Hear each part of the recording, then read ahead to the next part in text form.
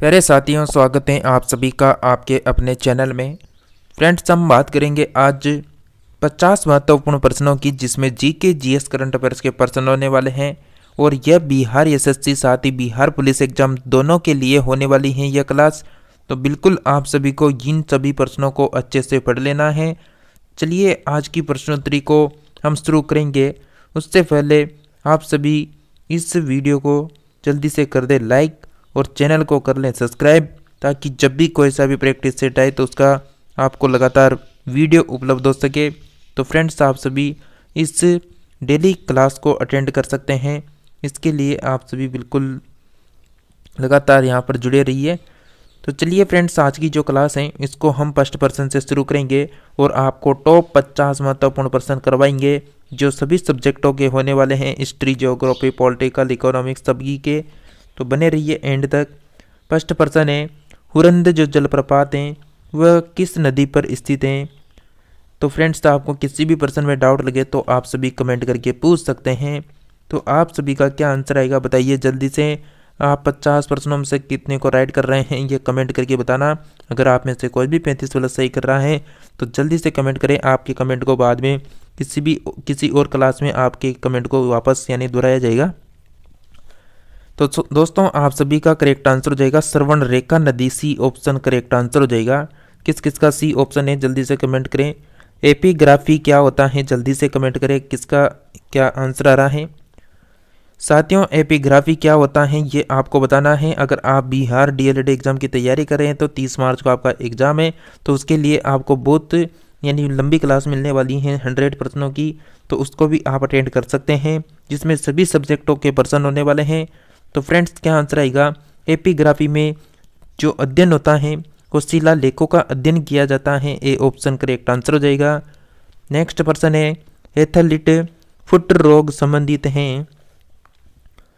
Athlete जो foot रोग हैं वो किससे संबंधित हैं, करेक्ट आंसर हो जाएगा आप सभी का फंगस यहाँ पर करेक्ट आंसर होगा, डी ऑप्शन। नेक्स्ट पर्सन है फ्रेंड्स आपके लिए, किस लेंस को अभिसारी लेंस भी कहा जाता है। किस लेंस को साथियों अभिसारी लेंस भी कहते हैं, बताइए क्या आंसर आएगा आपका। दोस्तों, आपका करेक्ट आंसर हो जाएगा उत्तर लेंस करेक्ट आंसर होगा, बी ऑप्शन। नेक्स्ट पर्सन है कि गाड़ी की हेडलाइट में किस दर्पण का इस्तेमाल किया जाता है। गाड़ी की जो हेडलाइट होती हैं उसमें किस दर्पण का इस्तेमाल होता है साथियों, बताइए क्या आंसर आएगा आपका। बिल्कुल करेक्ट आंसर हो जाएगा आप सभी का अवतल दर्पण करेक्ट आंसर हो जाएगा। नेक्स्ट पर्सन है, प्रकाश की तरंग का सिद्धांत किसने प्रस्तुत किया था। तो प्रकाश की तरंग का सिद्धांत साथियों ये प्रस्तुत किसने किया था, बिल्कुल करेक्ट आंसर हो जाएगा, इनमें से कोई भी नहीं है। यहाँ पर डी ऑप्शन आपका करेक्ट आंसर हो जाएगा। यहाँ पर बात करें तो एक जर्मन के विद्वान थे जिनका नाम था क्या, जिनका नाम था हाइगेंज, यानी जिनका नाम था हाइगेंज, जो जर्मन के विद्वान थे। इन्होंने सन 1678 ईस्वी में प्रकाश का जो तरंग सिद्धांत था उसका प्रतिपादन किया था। नेक्स्ट बात करें, किस रेखा पर नदी रात मतलब किस रेखा पर दिन जो रात होता है वो बराबर होते हैं। ऐसी कौन सी रेखा है जिसपे दिन और रात बराबर होते हैं, तो बताइए क्या आंसर है आप सभी का साथियों। बिल्कुल करेक्ट आंसर आ जाना चाहिए आप सभी फ्रेंड्स का। बिल्कुल आपको मैं प्रत्येक प्रश्न बोलने के बाद 5 से 7 सेकंड का समय दूंगा, ताकि आप आंसर यानी ऑप्शनों को पढ़ के अपना आंसर डिसाइड कर सके। तो बताइए साथियों क्या आंसर है।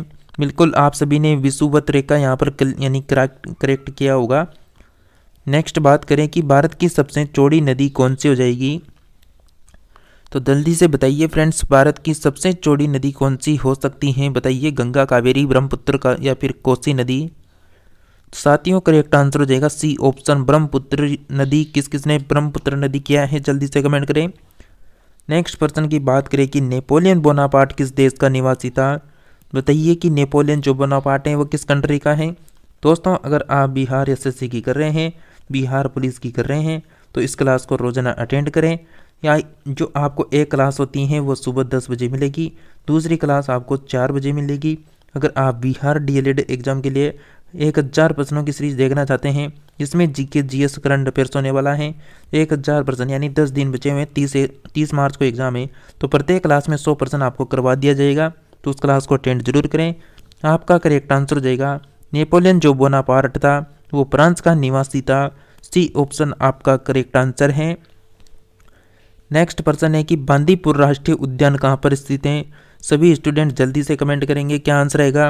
बांदीपुर राष्ट्रीय उद्यान कहाँ पर स्थित है बताइए जल्दी से। बिल्कुल फ्रेंड्स, आप सभी का करेक्ट आंसर आ रहा है। बिल्कुल डी ऑप्शन आपका करेक्ट आंसर आ रहा है। D option Karnataka correct answer हो जाएगा।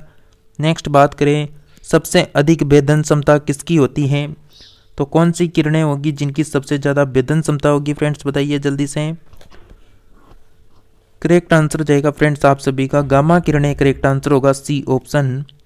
चलिए नेक्स्ट प्रश्न की ओर बढ़ते हैं। तड़ित चालक बनाए जाते हैं, किसके बनाए जाते हैं तड़ित चालक। बिल्कुल साथियों, आप सभी का करेक्ट आंसर आ जाना चाहिए, बताइए जल्दी से क्या आंसर रहेगा। बिल्कुल आप सभी का करेक्ट आंसर हो जाएगा तांबा के द्वारा, सी ऑप्शन करेक्ट आंसर है। नेक्स्ट है कि इसमें कार्बन की प्रतिशत मात्रा सबसे अधिक होती है। देखिए फ्रेंड्स, आप सभी को पता है जैसा कि बिहार एसएससी की अगर हम बात करें तो बिहार एसएससी में 75% आने वाले हैं। जीके और जीएस के, मैथ और रीजनिंग के भी 75% आएंगे। इस तरह टोटल आपके 150% आने वाले हैं। और आप सभी को पता है आपका एग्ज़ाम बहुत जल्दी लिया जाएगा, क्योंकि कब तक यानी एग्ज़ाम डेट है उसको बढ़ाते रहेंगे। एक दिन तो एग्ज़ाम लेना ही है मतलब आपके जो बिहार में जो भी एग्ज़ाम इसका करवा रहे हैं उनको एक दिन तो एग्ज़ाम करवाना ही होगा। तो एग्ज़ाम की आप टेंशन ना लें, आप लगातार प्रैक्टिस सेट निकालें, लगातार नोट्सों को रिपीट करते रहें, ताकि आप जितना उनको पढ़ेंगे उतना कॉन्फिडेंस आपको आता जाएगा और आप सभी प्रश्नों को अच्छे से अटेंड कर पाएंगे। तो साथियों, आप सभी का करेक्ट आंसर हो जाएगा यहाँ पर कार्बन की प्रतिशत मात्रा सबसे अधिक किसमें है, तो डलवा लोहा करेक्ट आंसर हो जाएगा आप सभी का, सी ऑप्शन। चलिए नेक्स्ट प्रश्न है कि मिल्क ऑफ मैग्नीशियम क्या होता है, तो मिल्क ऑफ मैग्नीशियम क्या है, तो करेक्ट आंसर हो जाएगा magnesium hydroxide, D option correct answer होगा। नेक्स्ट है कि सोडियम धातु को डुबोकर रखा जाता है, किसमें डुबोकर रखा जाता है फ्रेंड्स सोडियम धातु को।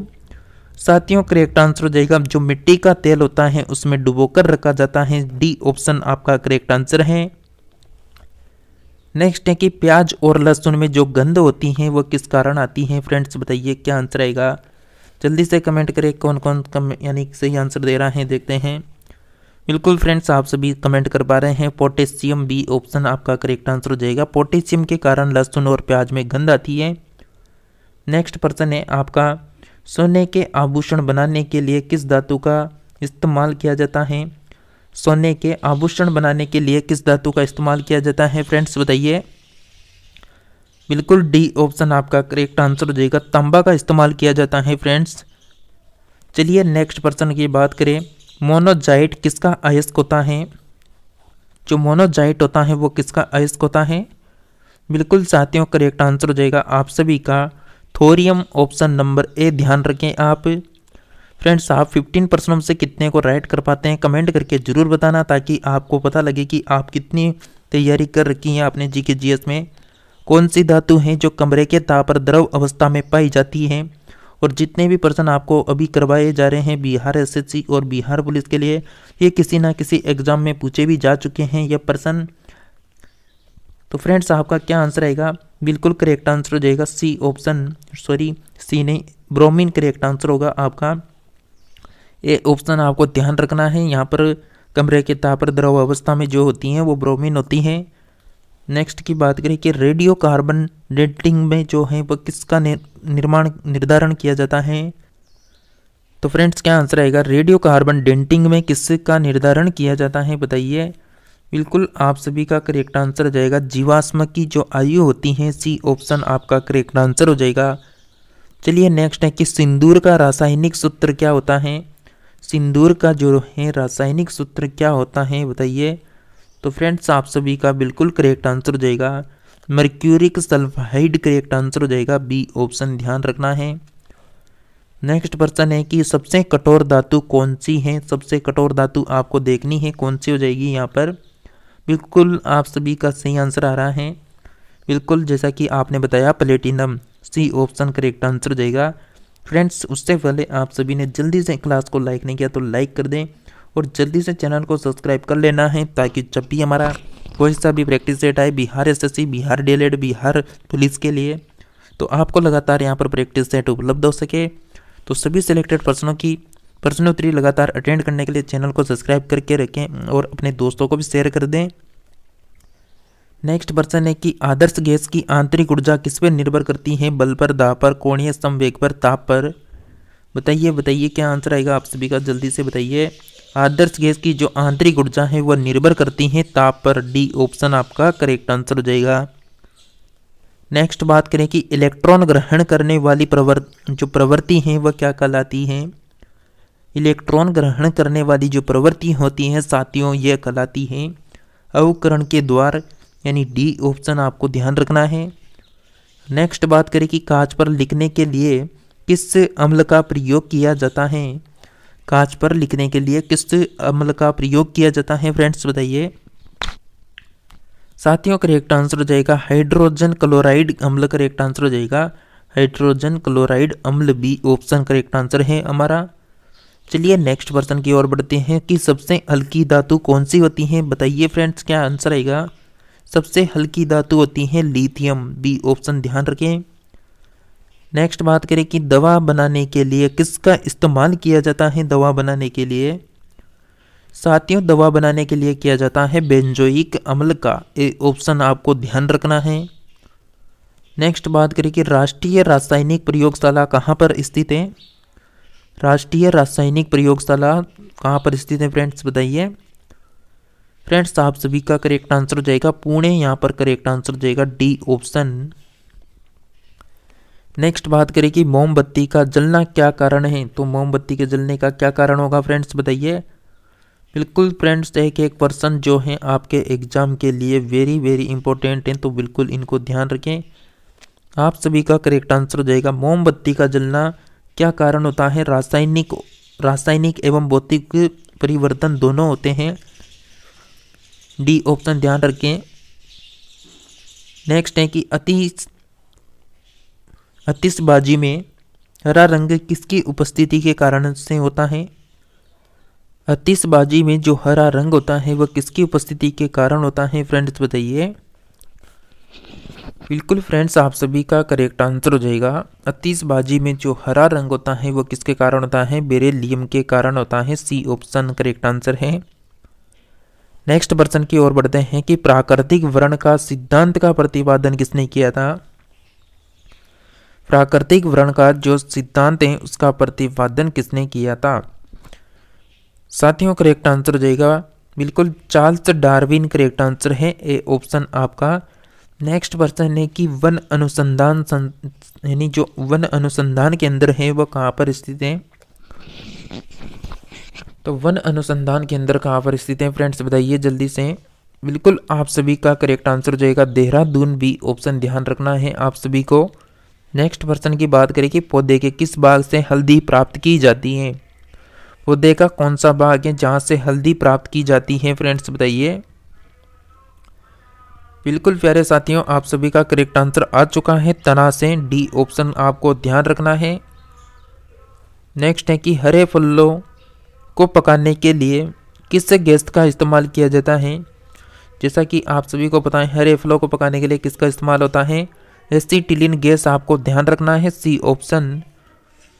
नेक्स्ट बात करें कि सिनकोना पौधे के लिए सिनकोना पौधे के किस भाग में कुनेन प्राप्त किया जाता है? सिनकोना पौधे के किस भाग से कुनेन प्राप्त होता है फ्रेंड्स बताइए।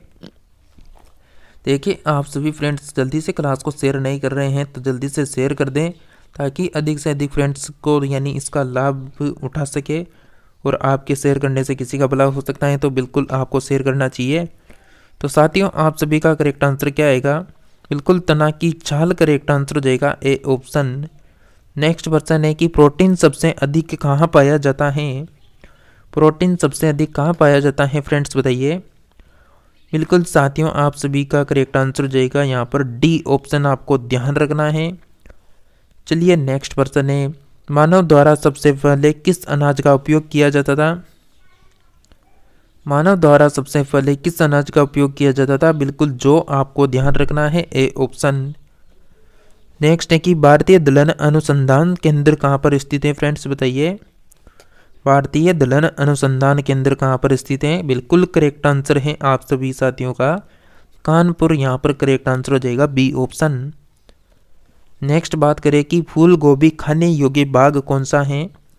फूल गोभी का खाने योग्य बाग कौन सा होता है? बताइए बताइए। बिल्कुल बिल्कुल आप सभी का करेक्ट आंसर है पुष्पक्रम, डी ऑप्शन ध्यान रखना है साथियों। नेक्स्ट प्रश्न है कि सोयाबीन का जो उत्पत्ति है वो कहाँ से हुई थी? तो साथियों जो सोयाबीन है इसकी उत्पत्ति हुई थी चीन से, बी ऑप्शन करेक्ट आंसर हो जाएगा। नेक्स्ट है कि गरीबों की गाय किसे कहा जाता है? तो गरीबों की गाय किसे कहते हैं फ्रेंड्स? जैसा कि आप सभी को पता है, यानी बकरी को क्या कहते हैं? गरीबों की गाय कहते हैं। और बकरी में एक नस्ल आपको पता होगी, यानी बरी नस्ल आती है, इस नस्ल को हम कह सकते हैं सिटी गोट के नाम से भी इसे जाना जाता है और ये एक बार ब्याने में 2 बच्चों को जन्म देती है। चलिए नेक्स्ट बात करें कि एपीकल्चर किससे संबंधित है? फ्रेंड्स बताइए, एपीकल्चर किससे संबंधित है? फ्रेंड्स जो एपीकल्चर है यह संबंधित हो जाएगा मधुमक्खी पालन से, बी ऑप्शन आपका करेक्ट आंसर होगा। फ्रेंड्स आप सभी कमेंट करके बताना, लास्ट का पर्सन आप सभी के लिए होगा। 15% है ना, तो 49% आपको करवाए जाएंगे। 15 जो पर्सन है उसका आंसर आपको कमेंट में देना है और उसका आंसर आपको अगर सही चेक करना है तो हमारी जो कम्युनिटी पोस्ट होती है उसमें आपको उस पर्सन का आंसर मिल जाएगा। तो एपीकल्चर में फ्रेंड्स बिल्कुल मधुमक्खी पालन करेक्ट आंसर हो गया। नेक्स्ट है कि विकास का जो सिद्धांत को है वो किसने प्रस्तुत किया? जो विकास का सिद्धांत है उसको किसने प्रस्तुत किया? चार्ल्स डार्विन करेक्ट आंसर हो जाएगा, डी ऑप्शन। नेक्स्ट प्रश्न है कि ध्वनि वेग अधिकतम होता है, ध्वनि वेग अधिकतम होता है स्टील में, सी ऑप्शन करेक्ट आंसर हो जाएगा आप सभी का। नेक्स्ट बात करें कि कैफीन किस में पाया जाता है? कैफीन किस में पाया जाता है? कैफीन जो है फ्रेंड्स वो पाया जाता है कॉफ़ी में, डी ऑप्शन आपका करेक्ट आंसर है। चलिए नेक्स्ट पर्सन है पंडवानी किस राज्य का लोक नृत्य है? पंडवानी, तो साथियों जो पंडवानी लोक नृत्य है वो किस राज्य का हो जाएगा? बिल्कुल छत्तीसगढ़ आपका करेक्ट आंसर होगा, बी ऑप्शन। नेक्स्ट पर्सन है कि अष्टचाप के संस्थापक कौन थे? अष्टचाप के संस्थापक कौन थे फ्रेंड्स बताइए? स्वामी विठल नाथ करेक्ट आंसर हो जाएगा, डी ऑप्शन। चलिए नेक्स्ट पर्सन है कि इंडिया फॉर ऑफ यानी इंडिपेंडेंस 1857 के लेखक कौन है? तो ये बुक दे रखी है यहाँ पर आपको, इंडिया फॉर ऑफ इंडिपेंडेंस 1857 के लेखक कौन हो जाएंगे? तो वीडी सावरकर आपका डी ऑप्शन करेक्ट आंसर होगा। नेक्स्ट है कि नल सरोवर पक्षी अभ्यारण्य कहाँ पर स्थित है? तो नल सरोवर पक्षी अभ्यारण्य कहाँ पर है फ्रेंड्स? बिल्कुल एक पर्सन आपके लिए इम्पोर्टेंट होने वाला है, तो आप सभी पर्सनों को अटेंड करें क्योंकि 15% आपके लिए सभी सिलेक्टेड पर्सन है किसी न किसी स्टेट के एग्जाम में आ चुके हैं। तो आप सभी का करेक्ट आंसर हो जाएगा फ्रेंड्स गुजरात, ए ऑप्शन आपको ध्यान रखना है। 15 नंबर का प्रश्न है कि भारत का सबसे प्राचीन स्मृति ग्रंथ कौन सी है?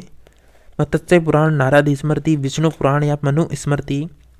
तो फ्रेंड्स जल्दी से कमेंट करके बताइए कि भारत का जो सबसे प्राचीन स्मृति ग्रंथ है वो कौन सा हो जाएगा।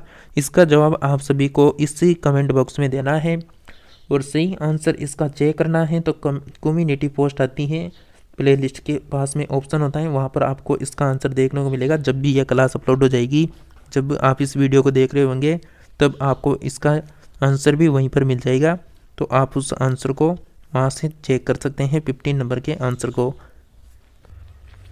तो फ्रेंड्स ये थी क्लास BSSC और बिहार पुलिस एग्जाम 2024 के लिए, जिसमें हमने जीके जीएस के सभी सिलेक्टेड प्रश्नों को कवर किया और 50 महत्वपूर्ण थे, ये सभी प्रश्न इंपॉर्टेंट हैं, तो सभी को देखना न भूलें। परीक्षा से पहले एक बार जरूर चेक करें। फ्रेंड्स अगर क्लास अच्छी लगी है तो कमेंट करके बताइए और क्लास को लाइक करके चैनल को सब्सक्राइब कर लें और अधिक से अधिक फ्रेंड्स को शेयर कर दें ताकि वह भी इस क्लास को अटेंड कर सके। तो चलिए इसी के साथ मिलते हैं नेक्स्ट क्लास में, तब तक के लिए आप सभी बने रहिए।